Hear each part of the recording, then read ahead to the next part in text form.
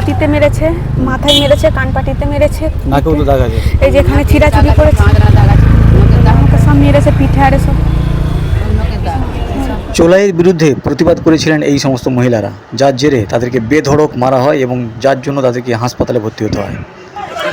দেখো মেয়ে মানুষকে মারছে, চোরে মেরে চলছে, ঠিক আছে?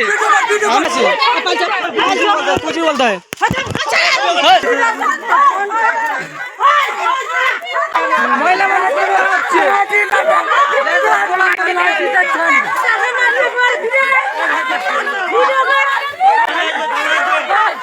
চোলাইয়ের বিরুদ্ধে প্রতিবাদ করেছিলেন এই দুর্গারূপী মহিলারা, যার জন্য তাদেরকে হেনস্থা এবং অত্যাচারের শিকার হতে হয়েছে।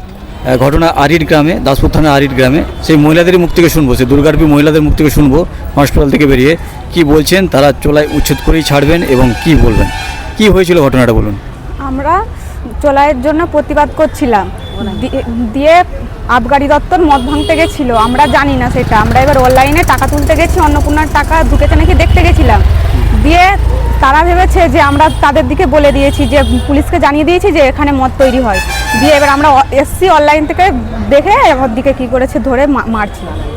দিয়ে বাপ বেটা মেয়ে সবাই মিলে আমাকে মেরেছে, ছাতিতে লাত মেরেছে, পিঠে মেরেছে, কালকে সেই ভিডিও ভাইরাল হয়েছে, সেই ভিডিও দেখেছে সবাই যে কিভাবে আপনার উপর চুলকে ধরে পাক দিয়ে আমাকে মেরেছে।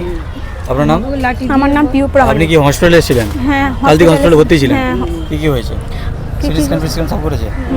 কোথায় কোথায় আঘাত লেগেছে আপনার? আমার ছাতিতে মেরেছে, মাথায় মেরেছে, কানপাটিতে মেরেছে, নাকেও তো দাগ আছে, এই যেখানে ছিঁড়াছুড়ি করেছে, আমাকে সব মেরেছে, পিঠে আরে সব ফুলে গেছে। শ্বাসকষ্ট হচ্ছিল আমার রাত থেকে, ওই করে আমাকে কালকে ভর্তি করেছে।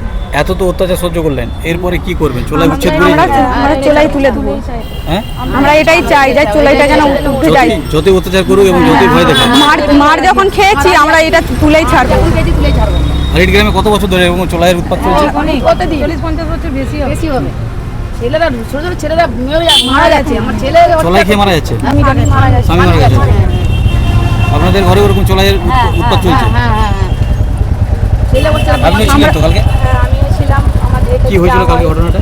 কালকে ঘটনাটা হচ্ছে কালকে এরকম মদ ভাঙতে আসার পরে পুলিশরা যে চলে যাওয়ার পরে আমাদেরকে অ্যাটাক করা হয়। আমরা এই লক্ষ্মী তুলতে যাচ্ছিলাম, টাকা তুলতে যাচ্ছিলাম, আমাদেরকে ওখানে মারধর করে প্রচুর। মুক্তা পরামানিক আর হচ্ছে কুচিন পরামানিক, তার স্ত্রীরা, তারপর ফ্যামিলি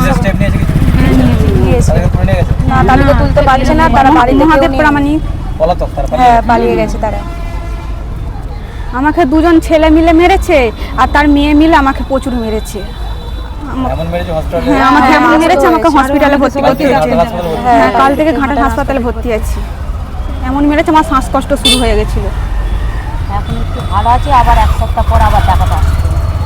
আর একজনকেও এমন মেরেছে, তার হাত পুরো ফুলে গেছে, সে বাড়িতে আছে, তোর বাচ্চা ছোট বাচ্চা আছে, সে আসতে পারছে না।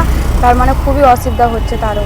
আরেকজনকে দেখা গিয়েছিল তার আগের দিনে লোহার রড নিয়ে ঘর ভাঙতে, তাকে খাইয়ে করেছে, সে খাইয়ে করে ওই তারা যারা চোলাই তৈরি করে তারাই বলেছে যে আমাদের বিরুদ্ধে ঝগড়া অশান্তি করার জন্য, মারপিট করার জন্য। চোলাই ব্যবসায়ী কতজন আছে ওখানে? 100 জন, 100-র বাইরে। আমরা যখন মার খেয়েছি, আমরা চোলাই যেন মদ যেন উঠে যায়। অনুরোধ করছি যেন এই চোলাই মদ যেন উঠে যায়। আমি এই যে এত মার খেয়েছি, যেন এটা যেন উঠে যায় মদ ব্যবসাটা, আমি এটাই চাই। চোরাই মদ যেন উঠে যায়। আমি এটুকুই জানাচ্ছি, যেন মার খেয়েছি, আমি যেন এটা তোমাদের কাছে আমি অনুরোধ করে বলছি যেন এই মদটা উঠে যায়, চোলাই মদটা।